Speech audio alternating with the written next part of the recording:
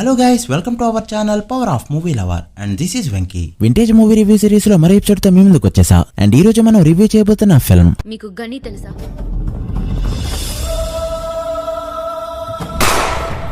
గని ఎక్కడ?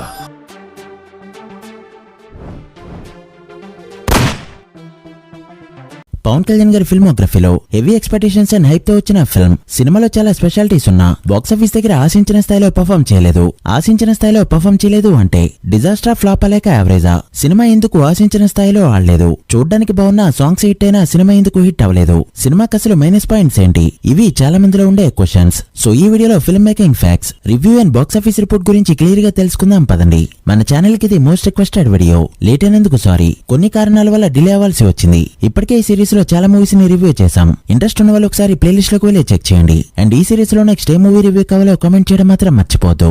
కాస్త లేట్ అయినా తప్పకుండా చేస్తాం. వీడియోలోకి వెళ్లే ముందు ఒక చిన్న రిక్వెస్ట్, మన ఛానల్ ని కొత్తగా ఎవరైనా విజిట్ చేస్తుంటే ఒకసారి ఛానల్ లోని కంటెంట్ చూసి నచ్చితే సబ్స్క్రైబ్ చేసుకుని మాకు సపోర్ట్ చేయండి. అండ్ వీడియోని లైక్ చేసి మన ఇన్స్టా పేజ్ ని ఫాలో మాత్రం మర్చిపోవద్దు. అది సరిగ్గా 2004 వరుస ఫ్లాప్స్ తో పవన్ కళ్యాణ్ గారు అండ్ కరుణాకరన్ స్ట్రగుల్ అవుతున్న టైం. తొలి ప్రేమతో స్టార్ అయిన పవన్ నుంచి ఖుషి తర్వాత జానీ, గుడుంబ శంకర్ ఆడియన్స్ ని డిసప్పాయింట్ చేశాయి. అలానే తొలి ప్రేమతో డైరెక్టర్ అయిన కరుణాకరన్ కి కూడా ఆ తర్వాత చేసిన యువకుడు వాసు హిట్స్ ఇవ్వలేకపోయాయి. పైగా తను చేసిన వాసు మూవీలో పవన్ కళ్యాణ్ నే అంతా ఊహించుకున్నారన్న టాక్ ఇండస్ట్రీలో మాటల ద్వారా కరుణాకరన్ వరకు వెళ్లాయి. నిజంగా మూవీలో పవన్ చేస్తుంటే రిజల్ట్ వేరేలా ఉండేదేమో. తన స్టైల్ కి పీకేనే కరెక్ట్ అని ఒక మంచి లవ్ స్టోరీతో పవన్ కళ్యాణ్ ని అప్రోచ్ అయ్యాడు కరుణాకరన్. గుడుంబ శంకర్ షూటింగ్ టైంలో స్టోరీ చెప్పగా పవన్ కూడా ఓకే చేశాడు. యాక్చువల్లీ 2004 టైంకి పెద్ద పెద్ద డైరెక్టర్లు, అప్కమింగ్ స్టార్ డైరెక్టర్స్ చాలా మంది పవన్ కోసం స్టోరీని రెడీ చేసుకున్నా పవన్ కళ్యాణ్ గారిని కలవడానికి వాళ్ళకి యాక్సెస్ ఉండేది కాదు. ఒకవేళ ఉన్న స్టోరీ మొత్తం విని రిజెక్ట్ చేయడమో లేక స్టోరీ వింటూనే పడుకునేవారు పవన్ కళ్యాణ్. అలా చాలా సినిమాలనే వదులుకున్నారు. లైక్ ఈడియట్, ఆర్య, అతడు, అమ్మా నాన్న తనమ్మాయి అండ్ గజని,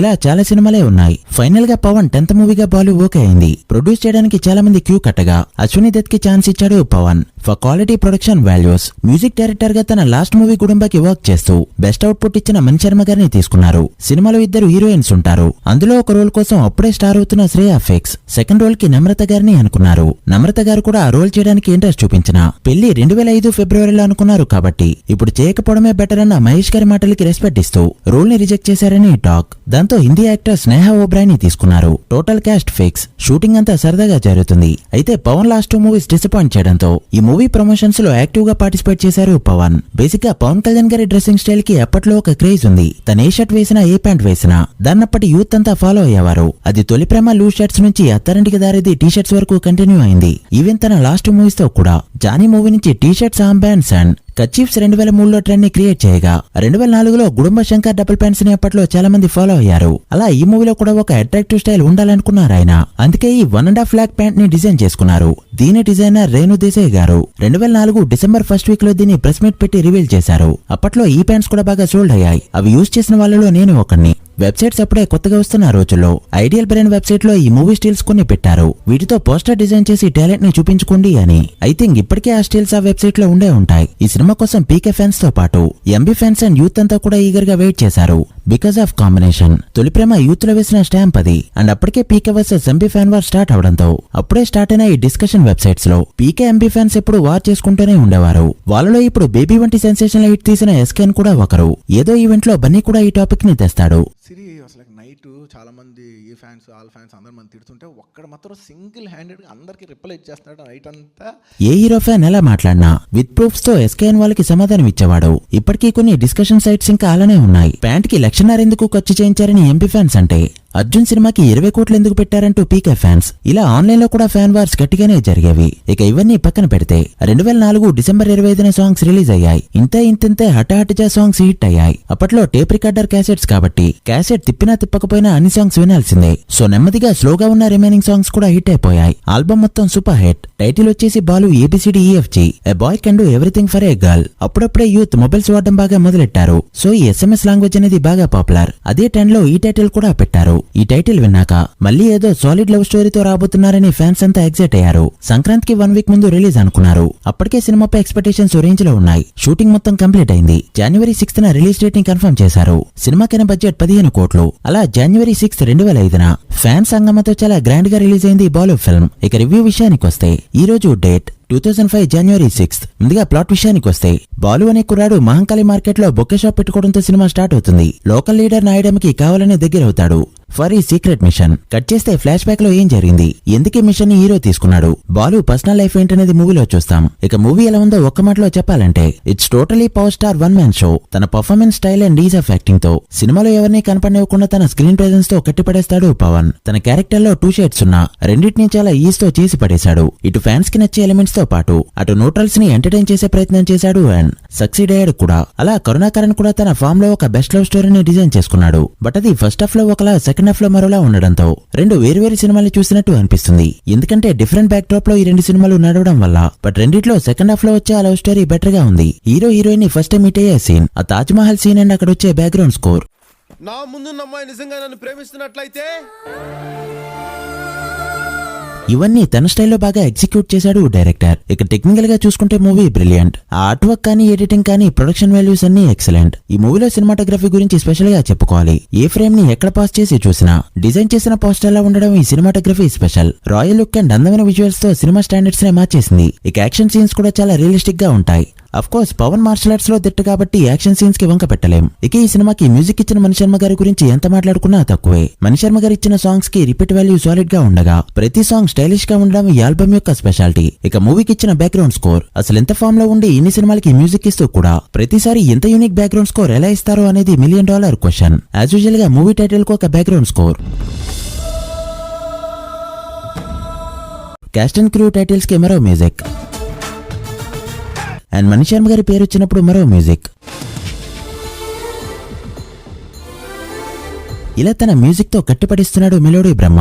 ఇక పర్ఫార్మెన్సెస్ విషయానికి వస్తే పవన్ యాజ్ బాలు అండ్ గని తన బెస్ట్ ఇచ్చాడు. బాలు క్యారెక్టర్ లో జోవియల్ గా ఉంటూ గుడుంబ శంకర్ బాడీ లాంగ్వేజ్ ని అక్కడక్కడ చూపిస్తూ ఎంటర్టైన్ చేయగా, గని క్యారెక్టర్ లో జీవించేశాడు.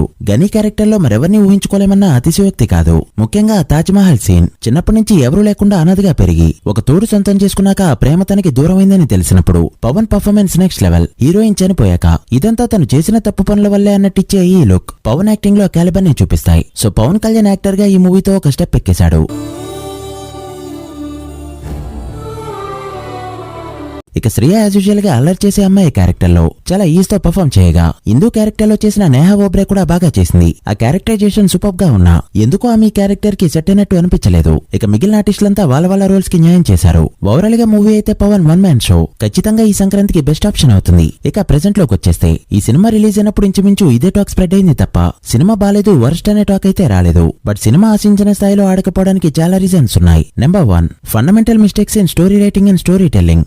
సినిమా నువ్వు ప్యూర్ లవ్ స్టోరీగా తీద్దామనుకుంటే తీయి, లేదా ఒక గ్యాంగ్స్టర్ మూవీ తీద్దామనుకుంటే అదేనా తీయి. రెండింటినీ కలిపి తీద్దామనుకుంటే ఆ ప్లాట్ ని చాలా కష్టంగా కలపాలి. ఎక్కడో ఢిల్లీలో ఒక డాన్ గా పనిచేసే హీరోకి లవ్ స్టోరీ పెట్టారు, బాగుంది. అక్కడి నుంచి మంచిగా వెళ్తున్న సినిమాలో హీరోయిన్ చంపేస్తారు, అయినా పర్లేదు. బట్ ఆ ఇంటికెళ్లిన హీరో అక్కడే ఉండిపోవడం, హీరోయిన్ తల్లికి కొడుకే పోవడం, ఆమె ఆశయాల్ని ఈయన తీర్చాలనుకోవడం, ఈ జర్నీలో మరో అమ్మాయితో లవ్, ఇది చాలా మందికి అప్పుడు ఇప్పుడు ఒక డిస్టర్బింగ్ పాయింటే. Number 2, unknown actors. సినిమాలో చాలా మంది విలన్లు ఉంటారు, బట్ వాళ్ళెవరూ మనకి పెద్దగా పరిచయం లేదు. సినిమాకంత ఇంపార్టెన్స్ ఉన్న యాంటాగనిస్ట్ క్యారెక్టర్స్ లో పాపులర్ విలన్స్ ని పెడితే కాస్త అడ్వాంటేజ్ అయి ఉండేది. నెంబర్ 3, నేహా ఓబ్రాయ్. ఇంతకు ముందే చెప్పుకున్నాం, ఈ సినిమాలో హిందూ క్యారెక్టరైజేషన్ బాగున్నా ఆ క్యారెక్టర్ కి ఈమె సెట్ అయినట్టు అప్పట్లో ఎవరికి అనిపించలేదు. అండ్ ఇప్పుడు మూవీ చూసినా అదే ఫీల్. ఎక్కడో హిందీ అమ్మాయిని తీసుకొచ్చారు, ఎక్స్ప్రెషన్స్ బాగున్నా ఎక్కడ లిప్సింగ్ ఉండదు. ఆ సీన్ సిచ్యువేషన్ వీళ్ళకి అర్థమయ్యేలా చెప్తారో లేదో కొన్ని సీన్స్ లో కాస్త ఓవర్ అనిపిస్తుంది. Number 4, climax. ఇప్పటి వరకు చెప్పుకున్న అన్ని మైనస్ పాయింట్స్ ఎలా ఉన్నా మూవీలో ఒక ఫీల్ ఉంటుంది కాబట్టి చూసేయచ్చు. బట్ క్లైమాక్స్ లో ఏదో మ్యాజిక్ చేసినట్టు ఒక సెటప్ పెడతాడు డైరెక్టర్, లైక్ మెషనరీ ఫైట్. ఇది ఎలా ఉంటుందంటే బాలయ్య బాబుతో ఒక మూకీ సినిమా తీసినట్టు, చిరంజీవితో డాన్స్ లేకుండా సాంగ్స్ ని కంపోజ్ చేసినట్టు, పవన్ తో ఈ మెకానికల్ ఫైట్ ని డిజైన్ చేశాడు కరుణాకరన్. పవన్ కళ్యాణ్ ఫైట్స్ కోసం థియేటర్స్ కెళ్లే ఆడియన్స్ చాలా మంది ఉన్నారు. అలాంటి వాళ్ళందరూ ఈ క్లైమాక్స్ చూసి బాగా డిసప్పాయింట్ అయ్యారు. పైగా ఈ డైలాగ్స్, చిన్నప్పటి నుంచి పెంచావు కాబట్టి కసేపు కొట్టు, కాస్త రక్తం బయటకొచ్చాక నీ చేత ఈ రక్తాన్ని బయటికి తీసుకొచ్చా, ఇప్పుడు నువ్వెవరో నేనెవరో అన్నట్టుండే ఈ సీన్ సినిమా నుంచి బయటకు వచ్చాక ఉండే ఆ ఫీల్ ని కంప్లీట్ గా డిస్టర్బ్ చేసింది. పవన్ కళ్యాణ్ కి ఎప్పుడున్న ఇమేజ్ కి ఇలాంటి డైలాగులు సెట్ అవ్వలేదు. అలా తొలి ప్రేమ ఖుషీలా ఒక క్లాసిక్ కావాల్సిన బాలు ఫిల్మ్ కొన్ని బేసిక్ అండ్ కొన్ని ఫండమెంటల్ మిస్టేక్స్ వల్ల యావరేజ్ మూవీగా టాక్ తెచ్చుకుంది, యావరేజ్ మూవీగానే మిగిలిపోయింది. But still bits and pieces గా ఈ మూవీ చాలా మందికి ఆల్ టైమ్ ఫేవరెట్ అండ్ నాకు కూడా ఫేవరెట్ ఫిల్మ్. బోర్ కొడితే ఆ నాయుడమ్మ సీన్ ని అండ్ క్లైమాక్స్ సీన్ ని తీసేసి ఫేవరెట్ సీన్స్ ని పెట్టుకుని చూస్తా, because of cinematography, music and power star Pawan Kalyan. ఇది ఓవరాల్ గా మూవీ రివ్యూ. ఇక బాక్స్ ఆఫీస్ విషయానికి వస్తే Pawan last movies box office దగ్గర ఫెయిల్ అయినా కూడా అగైన్ 15 కోట్ల భారీ బడ్జెట్ తో సినిమాని ప్రొడ్యూస్ చేశారు. ఆ టైం కి ఇది one of the big budget film. సినిమాని చాలా గ్రాండ్ గా రికార్డ్ స్థాయిలో రిలీజ్ చేశారు. డే 1 టికెట్ ముక్క దొరకలేదు. ఆఫ్రికన్ కంట్రీస్ లో రిలీజ్ అయిన ఫస్ట్ తెలుగు ఫిల్మ్. సౌత్ ఆఫ్రికాలో ఈ సినిమా కోసం పవన్ ఒక ఇంటర్వ్యూ ఇచ్చారు. అది ఇప్పటికీ యూట్యూబ్ లో ఎక్కడో దొరుకుతుంది, వీలుంటే చూడండి. అలా భారీ ఎక్స్పెక్టేషన్స్ తో రిలీజ్ అయిన బాలు ఫిల్మ్ ఓవరాల్ గా మిక్స్డ్ టాక్ తెచ్చుకుంది. ఓపెనింగ్స్ లో 80% ఏరియాస్ లో ఆల్ టైమ్ రికార్డ్. బట్ అప్పటి సంక్రాంతికి నువ్వొస్తానంటే నేనొద్దంటాన ఫిల్మ్ ఆడియన్స్ కి మెయిన్ ఆప్షన్ అవడంతో నైజాం వరకు బ్రేక్ ఈవెన్ అయిన ఈ ఫిల్మ్ ఓవరాల్ గా 12 కోట్ల షేర్ ని కలెక్ట్ చేస్తూ ఒక 2 కోట్లకి అటు ఇటు లాసెస్ తో ఎబ్ యావరేజ్ గా నిలిచింది. సో చాలా మంది అనుకుంటున్నట్టు ఫ్లాప్ కాదు, డిజాస్టర్ అంతకంటే కాదు. 80% కి పైగా రికవర్ చేస్తూ ఎబ్ యావరేజ్ అనిపించుకుంది ఈ film. So guys that the review of the Balu film. ఈ సినిమాని అప్పట్లో మీరు థియేటర్లో చూస్తుంటే మీ థియేటర్ ఎక్స్పీరియన్స్ ని కామెంట్ సెక్షన్ లో షేర్ చేసుకుని మూవీకి మైనస్ అనిపించిన పాయింట్స్ ఏంటో కామెంట్ చేయండి. అండ్ ఈ సిరీస్ లో నెక్స్ట్ ఏ మూవీ రివ్యూ కావాలో మెన్షన్ చేయడం మాత్రం మర్చిపోద్దు. మరో వింటేజ్ మూవీ రివ్యూతో మళ్ళీ కలుద్దాం. అప్పటి వరకు signing off, power of movie love. Thank you.